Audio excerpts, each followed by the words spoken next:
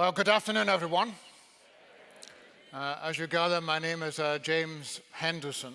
I was surprised to hear of my bucket list, which Greg was mentioning, is that I would like to swim in the Antarctic Ocean.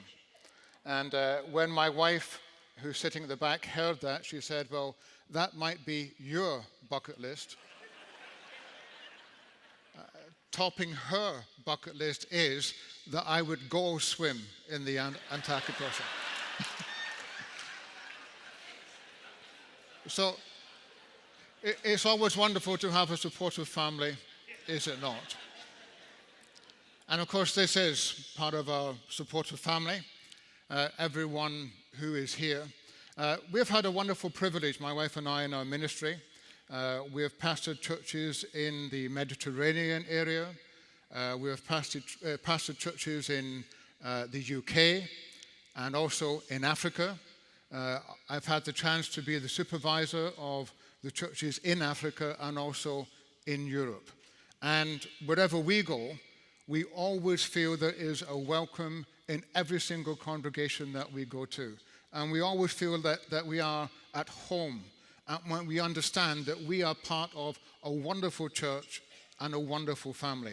And I know that when we also go to churches in the US and in Canada, again, it is just like coming home.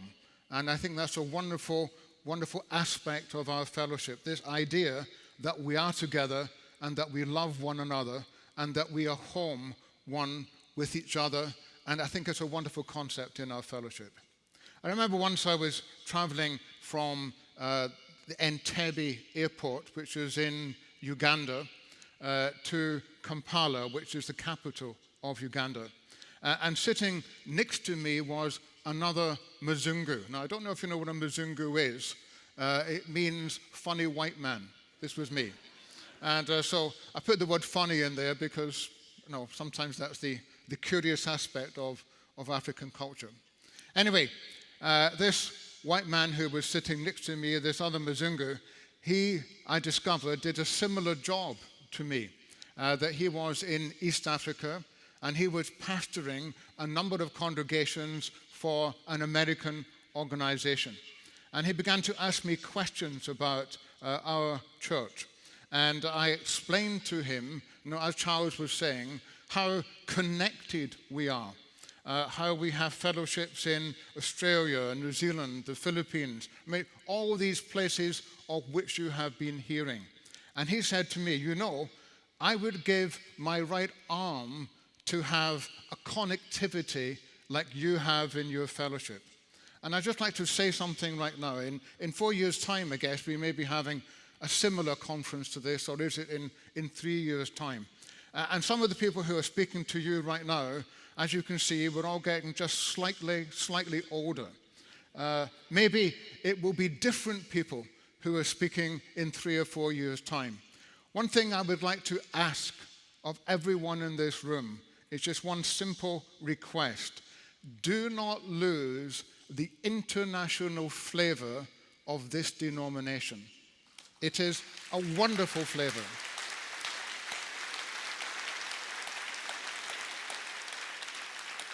It's a treasure. Hold on to it. Don't lose it.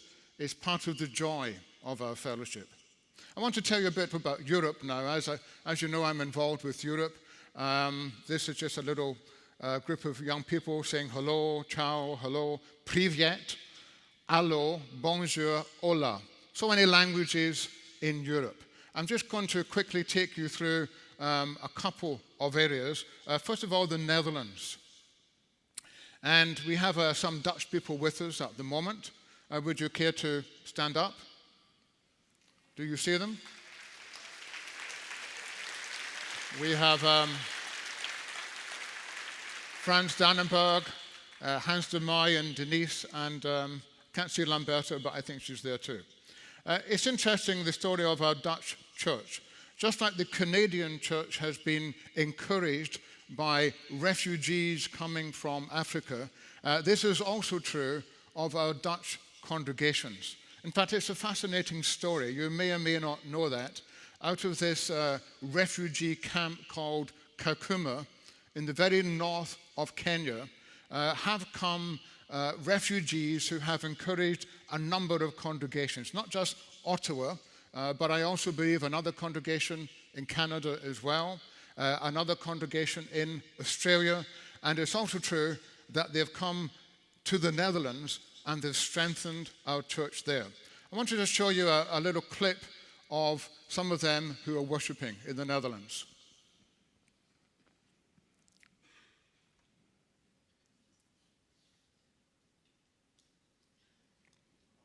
Oh, there's no sound.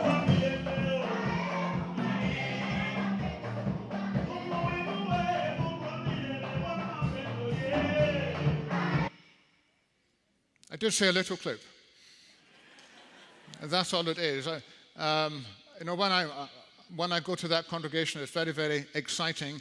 Even I, who am British, begin to dance ever so slightly. And what happens is the little finger of my right hand begins to move. So that's what happens. So I get into the spirit of the whole thing. Let's also talk about France for a moment. The French people say bonjour. We have a wonderful group of people there. They have an annual festival at the end of October in Evian, where you can have Evian water for free. Now, it's very expensive normally, but you can have it there for free. It's a wonderful church. They have a magazine called La Vie Chrétienne, meaning the Christian life. And I wish one day you would come and see the people in France. You would love it. And you would love the wine, you would love the country, you would love the whole atmosphere. So come see everyone in France. Now let's move on to Italy. Greg was mentioning that Italy is where he was last year. A wonderful, wonderful festival site that they have at the end of August every year. It's only 4 or 5 days, and you can go to beautiful places. You can go and see where supposedly Romeo met Juliet. And I took Mr. Tkach and Mrs. Tkach there once in the hope of, they'd be kissing on the balcony like Romeo and Juliet. But unfortunately, that did not happen. But I hope one day that will happen. Wouldn't that be good to have a photograph of that? Romeo, Romeo, wherefore art thou, Romeo? Anyway, we also have congregations in Sardinia and in Puglia, which is one of the best wine-growing areas of Italy. They have another magazine. The magazine is called Follow Me. Now let's go to Spain. Again, we have a number of small fellowships in Spain. Someone asked me about, what is the count of our numbers in Europe? And my reply was, well, look what happened to David when he counted Israel.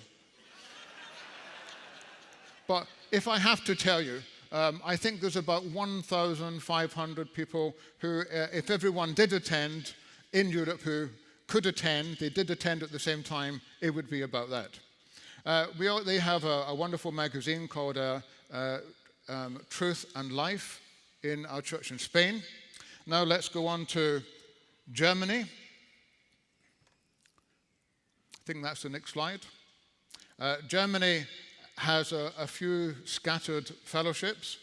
They're involved with an online publication called Nachfolger. And also, they're involved with the country of Bulgaria, where they have a magazine that is printed in Russian.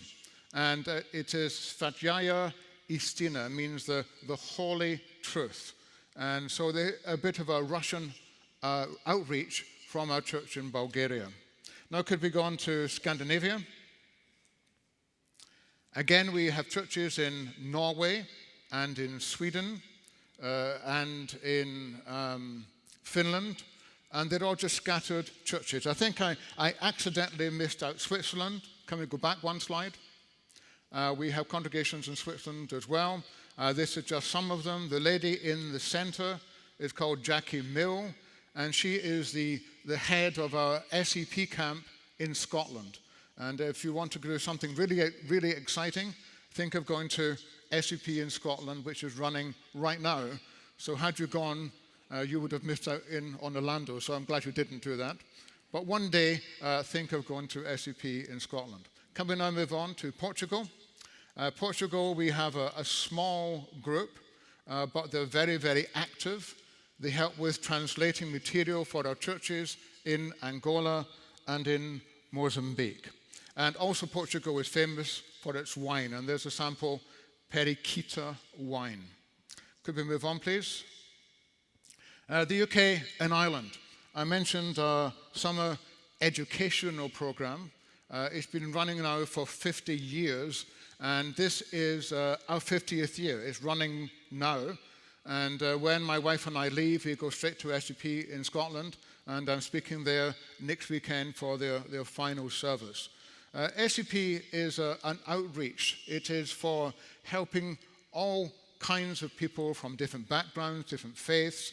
They don't have to be Christians, and typically around about 60% of our campers are unchurched. So we see this as our contribution to the general body of Jesus Christ. Also in the UK, we have a daily Bible study, which is online, called Day by Day. It is written by our members and our ministry. And if any of you would ever like to write a Bible study, probably we would be able to post it for you. So again, we have this daily Bible study. We also have a magazine called Because. And I'd like to show you a little video now by a young man called Richard, who helps me with our Because magazine.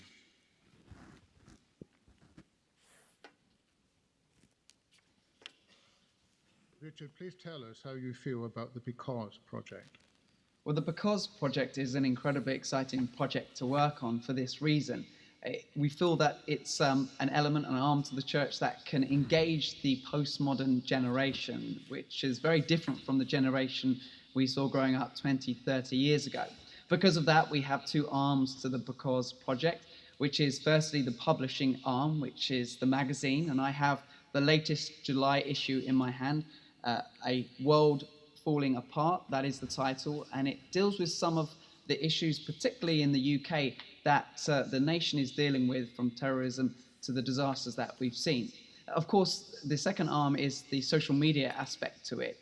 We live in a generation that engages very much in a social media format and from a social media platform, and we hope to develop the Because website to meet the needs of a generation that retains a spirituality, very much so, but is a little bit turned off organized religion.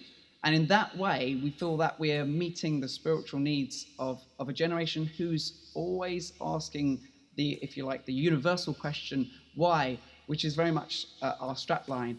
We're answering questions for anybody who's asked why.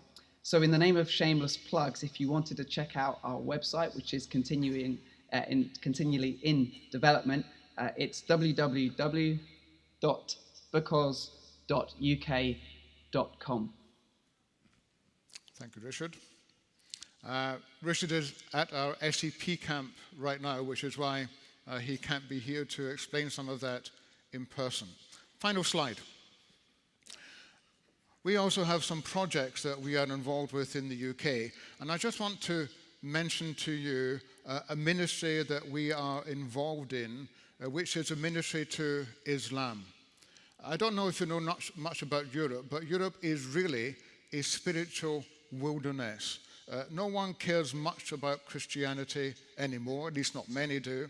It is an anti-Christian, or sometimes a post-Christianity society that we find in Europe. It is true that in some parts of Europe, Roman Catholicism is on the rise, but also it is more true that Islam is on the rise. And this is one of the biggest challenges that we face. Part of the ministry that we are involved with in the UK is that, in this instance myself, I go to a country in the north of Africa, an Islamic country. And recently we've been able to baptize 6 people who were previously from an Islamic background. This is very, very difficult for them. If you think about Christians who live in Islamic countries, every day they hear the cry to come and pray to Allah. In fact, they hear it 5 times a day. and there is a summoning from the top of the minaret. And the muezzin, he is called, he calls people to prayer. And every day, our people do not participate in that call. And it's a dangerous situation. It reminds me of what happened in the book of Daniel, when people were called to pray to the statue of Nebuchadnezzar, and how they did not participate. And our young Christians in this North African country who were previously from the Islamic faith are very, very brave. They're standing out in a country that is completely against him, as are so many Christians in Islamic countries. Christians who are moving from Islam to the cross of Jesus Christ. And one thing we do in Europe, we do in North Africa, we do in these Islamic areas, and I know we do throughout GCI, is that we proclaim Jesus Christ and Christ crucified. This is the redemptive work that we are involved with in Europe. And we preach Christ wherever we go, and sometimes it's dangerous. And sometimes I think of the people that I leave in North Africa. I have the luxury of flying out. They don't. They stay in difficult situations. Please remember these people in your prayers. That's all I wanted to say. We now have a break. I think there is tea and coffee available as you leave. And I think we're back at, is it 4:45? 4:45 or 15:45, as you might say. So thank you.